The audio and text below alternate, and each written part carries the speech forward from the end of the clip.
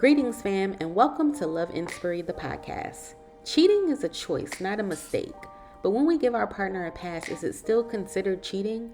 I'm your co-host, Angie Rolle. And I'm your other host, Nate Rolle. And we are the couple that turned our relationship struggles into strength, marital woes into wins, and made the mistakes so you don't have to. We've conquered the mission on how to build a successful relationship. So stick around with us and let's talk love. Hey guys, what's up and welcome to another episode of Love Inspiry Podcast.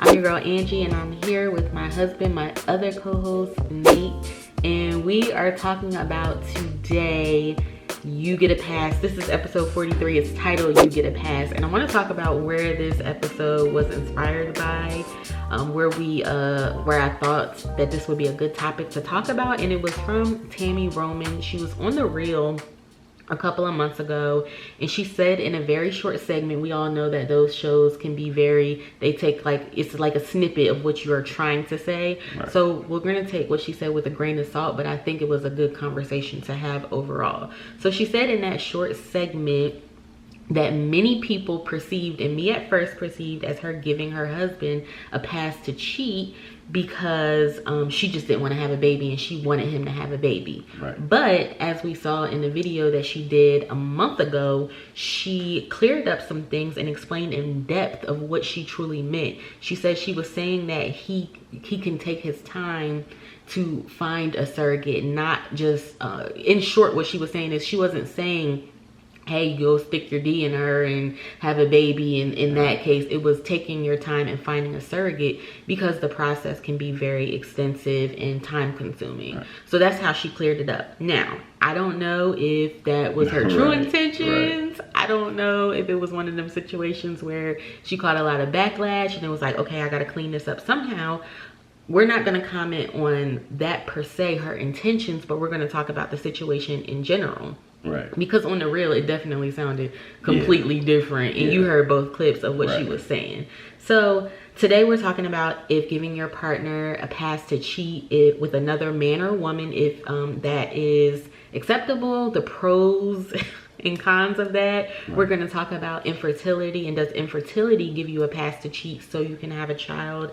And we're going to talk about some other things as well. So first and foremost, for me, I would have to say that I most definitely don't think that, I most definitely feel as though whether you know it or not, cheating is cheating. I feel like it just is what it is. If you look at the definition of cheating, if you Google it, it's you breaking a promise to someone. Right. So when you get married on that day, you are making a promise. When we got married July 29, 2006, I made a promise to love, honor, protect, respect, all that stuff to you. Right. To Nate Rolle. Right. Not somebody else. Exactly. And I feel like that's where we have to have a better understanding at. And I know that the Bible says that marriage is honorable above all.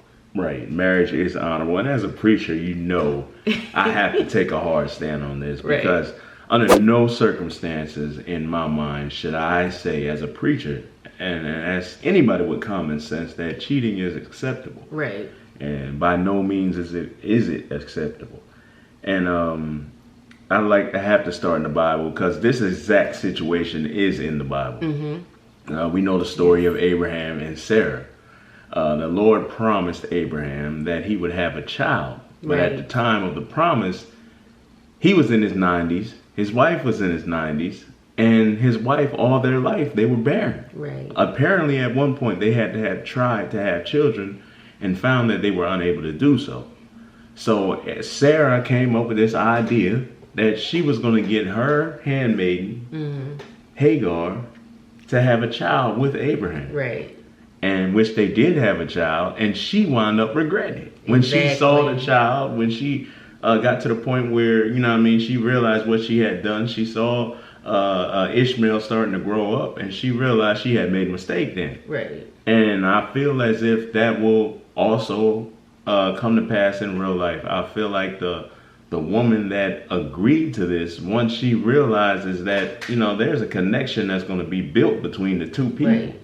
There's going to be some kind of bond. There's no guarantee that the one time they're going to have sex that they're going to conceive.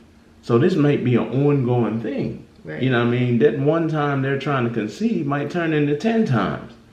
And what kind of relationship is going to be built within those 10 times? He or she might wind up falling in love with that other person. Right. And you might get put to the back burner. Exactly. And again, we just want to throw this disclaimer out there that it's not in reference to Tammy Roman's situation in general. Right. It's just inspired by, because a lot of people are out there in this situation of where, you know, like I said, I'm not going to clean up her words because I don't know her true intentions. I only know what she said and what she came back and explained. But there are a lot of people in situations where they think it's okay, or they may have a situation where a spouse wants a child and they do certain things like this. In no way are we saying that surrogacy is a bad thing.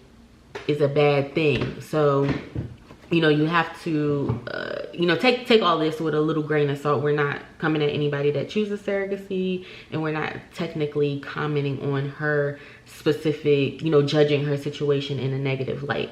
Right. But that did happen in the Bible, and there's nothing new under the sun of people doing stuff like this. Right. I honestly don't think there are any pros to giving your partner a pass to cheat. Even if you both are consenting to bringing someone into the bedroom with you. Right. I don't think there's any pros to that, because I'm all about setting expectations in relationships. I'm all about not starting something that you're not willing to finish. And if you start that, you're opening up the door for this expectation. You may have wanted to do it that one time, but now your partner is consistently wanting to do that. Or you may have said, I don't want to have sex this day, so you go out and do it with whatever with whoever, and they think that that's okay to do consistently. And so I think you open a door, you open a can of worms, you open the expectation up, and then when you get sick and tired of it, it's going to be hard to pull back from that. Right. And to piggyback on what you said at first, when you enter into a marriage, the vow says for better or for worse. Mm-hmm. So that means that if you're in their situation, if you're 17 years younger than your spouse, and she was already in her mid 40s at the time they got married, you got to understand going into it that there's a slim chance. Right. There's a possibility that this is not going to happen. Right. So to go through extreme measures such as trying to find somebody else. Right. Now, we're just saying this is their situation. I'm not trying to, I'm just commenting on what their situation is. Yeah. A 17-year age gap. Now she's in her 50s. He's still in his youth, so to speak. So their situation is it's pretty extreme. Yeah. Yeah. And I think that's another thing you have to consider. And I talk about that in the foundation. I have a free class coming out at the end of January talking about the foundation and talking about making sure that you're discussing logistics. Right. That now, of course, you may be in a situation let's talk about infertility for right now. Right. You may be in a situation where you find out years down the line that you can't have kids as a couple. Right. And that's a whole different situation of, like you said, the for better or worse part. I'm not going to leave you because you can't bear my child, or because something may be wrong with the male, or whatever the case may be. There's a lot of other things that you can do in this day and age, science and technology, to have a child. There's adoption purposes, and I know that's not for everybody, but it's a suggestion, it's something out there. So, I think that's something to think about. I think people that, honestly, when I think of people that give their partner a pass to have sex with somebody else, or think it's not cheating because they know about it, at the end of the day, it's a broken promise, like I said earlier, whether you know about it or not. And I think people that do that, I think they lack self-esteem. I think they come off desperate. I think they may be in a relationship just to have a relationship. There's no level of, even if you're not looking at it from a moral standpoint, which obviously we're Christians, you're a preacher, I'm a preacher's wife, so of course we're going to be looking at everything from a moral standpoint. But even not looking at it like that, something is clearly wrong with your relationship if you have to seek outwards. Right. So I feel like you got to get down to the root of the situation. Because Right. going into the relationship, nobody's going to say, all right, Right. we're gonna cheat on each other. We're gonna, you know, Right. pretty Right. much that's what it is, basically. Right. So what got to that point to where you feel as if this is acceptable after Right. 5 years or Right. 10 years? Like, are you trying your best to hold on to this person? Is this what you feel you need to do Yes. to keep this person from leaving you, to keep this person satisfied? Yes. There are other ways to make your partner happy. And I think that's the key. It's satisfaction. Okay, Right. I have to do, and that comes from desperation. I'm going to do Right. anything that my partner says to do just to keep him or her around. Right. And that truly, like I said earlier, it just comes from, I feel like it comes from low self-esteem, because nobody should be that desperate in Right. wanting a relationship that you're willing to stoop that low and Right. do that. Like, why? I don't want to share you, Right. and I'm not going to give you to anybody and say, here, Right. go do it. Also, she was in a position where she has had several miscarriages. Mm-hmm. And a lot of people find themselves in that position, Right. especially in that age bracket, where you can have several miscarriages. You can try IVF or what do they call it? IUI. Artificial insemination. And then you got to deal with the possibility that you can have a special needs child. And Right. are you willing to still go on? Because that's still a possibility regardless. Right. Whether you're in your 20s, that's a possibility. Right. You can be healthy as a horse, but you know what I mean, there's always that possibility. And in going to it and preparing yourself to be a parent, you have to accept that possibility. Yeah. That, something could be wrong with my child, but nonetheless, I'm going to love my child right on. Right. I'm still going to be there for my child. It's my responsibility Right. for 18 years, possibly longer if there's something wrong, to be there for my child. Right. And if you're not willing to do so, you got to ask yourself, are you ready to be a parent? Yeah. I kind of understand the standpoint of that concept. I don't necessarily agree with it, because I just feel like you should love your child either way. Right. Like, and like you said, there's no guarantee that that child is going to come out, just because she's an older woman, Right. that child is going to come out with a disability or something like Right. that. So I think that's, I guess, obviously a doctor told her that, and it's common knowledge that, the older you are, your eggs that's Right. that's a stronger possibility than it is with a younger person. But I think that when I see this situation in particular, I just see love. It's clear that they love each other, but Right. I also see a portion of being unequally yoked. Right. I think when you come up with a 17-year age difference, an age gap like that, it just, like you said earlier, it just presents a lot of issues of, Right. you knew this was an older woman. Right. Should you guys have talked about this earlier before marriage, of the possibility of what could happen, that I Right. could not want children, Exactly. or my career could take off and children could not be a priority to me. Exactly. And it's a lesson learned for people out there of talking about your foundation. Right. And really talking about the logistics, like talking about children, talking about finances, talking about the hard things, so okay, of course people can change. You'll notice that over time, but you have to talk about it first to know, because you'll see some signs before it even happens that, Right. okay, wait a minute, this person is not really feeling this, or, Right. they're not really into having children, or whatever the case may be. So I think that's something that we have to take as a lesson, or people that's in relationships, of really building your foundation, really asking those tough questions, the questions that are important to you. Right. And like you said, it really comes down to getting married for the right reasons. Right. So you got to really understand, question, what was his, real motives for marrying somebody 17 years older than him? Right. People that got money and people that are established celebrities, a lot of times you see a big age gap, Right. especially when they marry a non-celebrity person. It'll be a big age gap in there. You got to ask yourself, why is this guy really into this woman? Right. Is it about money? You know what I mean? Then in non-celebrity situations, in your own situations, you got to ask yourself before you get into this, what are the real Right. intentions of a person? that's trying to get with me. Right. Like, do they think I have money? Do they, they think I'm well connected? Right. Do they think I can lift them up in a way that as soon as they get up, they'll kick me to the curb? And in these situations, you're not looking at the logistics of life. You're not looking at the fact that, okay, I may want a child down the road and this person can't give it to me, because you're so caught up in the glory of it. Right. So if your intentions aren't pure, if your intentions for getting into that relationship is not right, then that's what's going to make cheating easier. Right.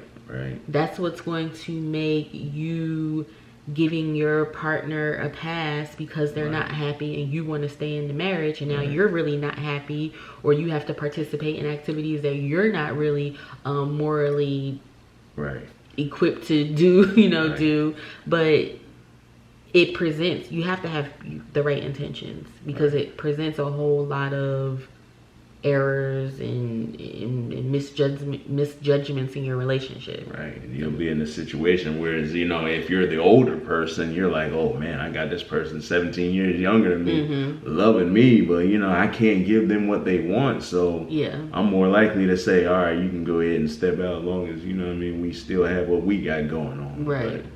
But jealousy is like a real thing. I was just sitting here thinking about Sarah and Hagar, and just like, it's a real thing that can happen within relationships. It can happen in some sort of healthy relationship too, in a sense of just, and I don't want to say a healthy relationship, but jealousy happens in relationships in general. And if you present your significant other to somebody, I just don't see any good out of that. I don't see any pros in that. It's just straight cons to me. Right. It's easy to say you'll be there to co-parent, you'll be there for the child, until you see your significant other sitting next to laughing and joking and kikiing with somebody else. You know what I mean? Your feelings that you didn't think would come up when you initiated this will all start to come out then. And it's natural. It's natural to, especially like if you can't give somebody a baby, or maybe you can't physically have sex because you're sick or something, whatever the case may be. Like, if you can't do that and you're allowing your significant other to get it from somebody else, that's naturally going to present jealousy to you. Right. Because you're in your mind, you're like, oh, this person can do something I can't do. Even though I can love this person, you know what I mean? It's that 20% that this person is offering that I can't give. So. And I feel like across the board, I don't feel like in a relationship everybody is 100% what you need, because I feel like only Christ can do that. But at the same time, you need to have a partner that can fulfill majority of your needs. And you won't have to look elsewhere. You won't have to say, hey, you have a pass to cheat today. Or you have a pass to do what you want. To me, that's not a relationship.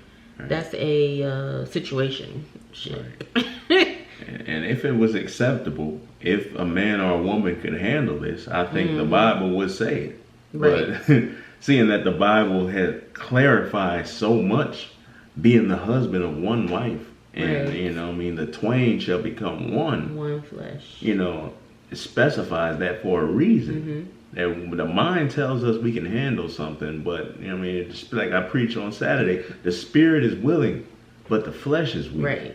Your spirit, your mind can tell you, oh man, I can do this, I'm strong enough to do this. But when you get in a situation, you realize just how weak this flesh is. Absolutely. And you don't want to open the door that you can't close. Exactly.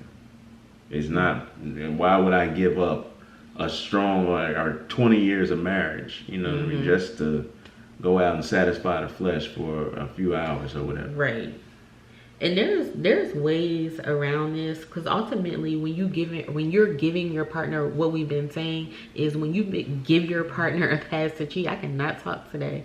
When you give your partner a pass to cheat, there's clearly something deeper going on in the relationship. There's something that person is missing, and there's something that you're missing, and it's important, imperative that you fix the actual issue, as opposed to making that your result or your solution to your problem, because it'll present so many more problems in your relationship that you won't even see, like you were saying earlier, that you won't even see coming, or that you can't see later down the line that it's going to happen, is in the Bible. You can clearly read it there that, okay, we know there's nothing new under the sun. Okay, right. So we know that this is what's going to happen. And I feel like there are other options to having a child. There's adoption. If you can't do a surrogate, or you don't have time to do a surrogate, there is adoption. Although it may not be your seed, but you know what I mean, that's something that you can never really predict. You can't pretend to know God's will. Right. You may go out here, you may, you know what I mean, get to the point where this is a definite no for me. All right, you can't have a child with me. I'm going to the next one. Right. I'm going to another relationship. But there's no guarantee that the other woman you go to is going to be able to have a child. Like, you can't predict the future. You can't pretend to know God's will. It's funny that you say that, because I'm actually doing a live at 3 o'clock today, which will be posted on my YouTube as well. But if you want, go ahead and follow us over at Facebook and Love Inspiry at Love Inspiry. But I'm doing a live today talking about jumping from relationship to relationship. No matter how great you think your partner is, they're going to do something that irritates you. They're going to do something that aggravates you, frustrates you, whatever the case may be. But you don't jump from relationship to relationship. Right. And that's what I'm going to be talking about today. So it's funny that you talked about that. Just identifying how you know to stay within your relationship. Right. How do you know it's substance, so you don't get to the point where you're just doing any and everything to keep the relationship together when it's not worth nothing. Cheating literally does nothing for your relationship but makes it more complicated, whether you know about it or whether you don't know about it. And then you also got to consider the person you're cheating with. What if they're cheating? What if you're tearing up somebody else's home? Right. Like, what if this person you're cheating with really has kids and a wife or a husband that you don't know about? And then the husband finds out, or the wife finds out, and they want to leave. Now you got kids that have to grow up in a home that's not a 2-parent home, just because you wanted to go out here and be unfaithful. Right. You're messing up somebody else's house. I mean, granted, they know what's going on too, so they're messing it up too. But why even contribute in that? Exactly. I mean, now you doubly messing up, because you're messing up your home and then you messing up somebody else's home. So it's a trickle effect of nothing. Right. It gets you nowhere. Focus on the root of the problem. Focus on really, and I think that's due to laziness as to why people don't want to focus on the roots of the problem, and they look at, it's easy to say, hey, go ahead. Exactly. Do you. I'll be okay with it. I think I'll be okay with it. Go do you. Right. And that's like easy. That's the scary thing. If you don't have time to find a surrogate, if you're working so much that you don't even have time to focus on having a child, how do you have time to focus on your relationship? Exactly. Boom. Maybe if they had the time to get to the relationship issues, that, you know what I mean, this would be easier to the point where that wouldn't even be an option. Right. You can come up with a better solution. Right. If you can't nurture your relationship, then what are you doing? Right. I think ultimately when I look at this as a whole, I just think about marrying your best friend. A lot of people say that, they use the term very loosely. A lot of people, I hear it all the time, and people in relationships and marriages calling their husband and wife their best friend, when really it's not the case. People use that phrase as just something, it's nice to say, it's cute to say, oh, my husband is my best friend.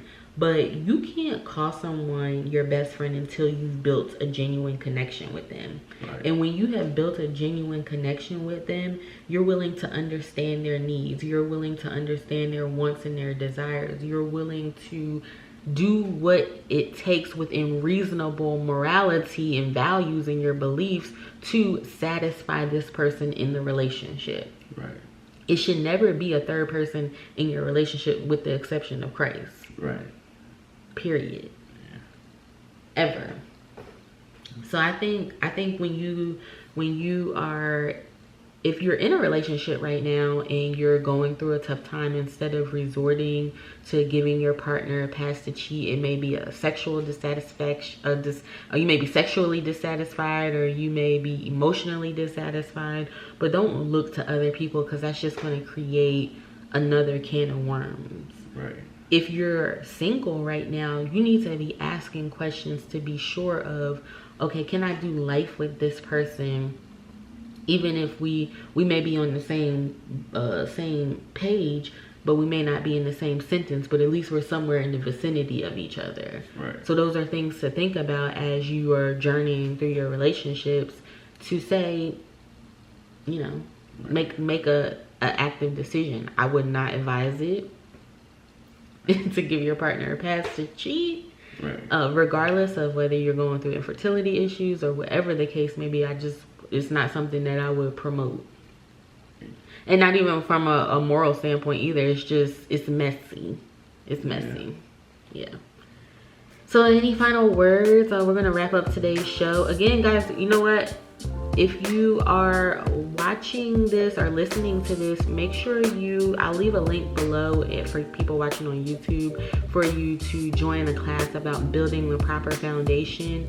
It will come at the end of the month, but you know, you can keep an eye out on my social media and on my website regarding what's happening with that. We'll really dig a little bit deep in that. And if you want to get the Connecting Beyond Sex workshop, I also have that available, where I talk about really truly how to build your foundation, like the questions you should be asking, starter conversations that you should be having to get your relationship in the right direction, or, you know, asking the right questions so you know if I don't really like this person, or I don't see longevity with this person, and nip it in the bud so you don't have to resort to this type of behavior just to stay in your relationship. So yeah, hit us up over there, www.loveinspiry.com, and you can follow us on on Facebook and Instagram at loveinspiry. So any final thoughts? None? Just remember that we're all going to change. As we get older in life, we're all going to change. We won't be able to do the things that we used to do, and we won't be able to produce like we used to produce. And if love is the key thing in your relationship, then it should be able to get you through those things. Right. It should make you understand that this person will change. Right. I will change. Right. And I'm willing to endure all the changes of life. You're gonna endure with me? I'm gonna try. Crazy. All right, guys. Well, thank you guys for tuning in to today's podcast. If you're watching on YouTube, make sure you like, comment, share, subscribe. Drop your thoughts below. And if you're listening on the podcast, we thank you so much for your love and support. And you can follow us on social media to comment. We'll leave a clip and you can comment over there and let us know your thoughts. Do you think giving your partner a pass to cheat is really cheating? And what do you feel the pros and cons to doing that are? Guys, we'll see y'all in the next one. Have a blessed day. God bless.